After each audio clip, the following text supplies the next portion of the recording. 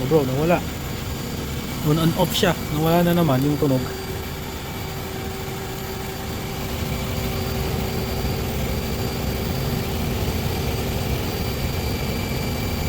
Ang lakas. Wala na. Kahapon ang lakas, ngayon wala na.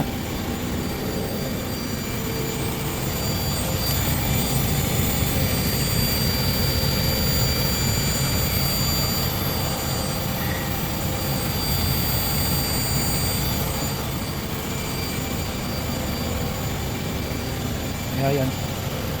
Ano talaga yun, on and off yung tunog.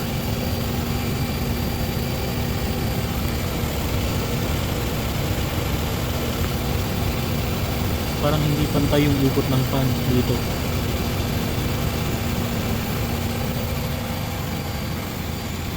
Yun. Kung may nahulog dyan.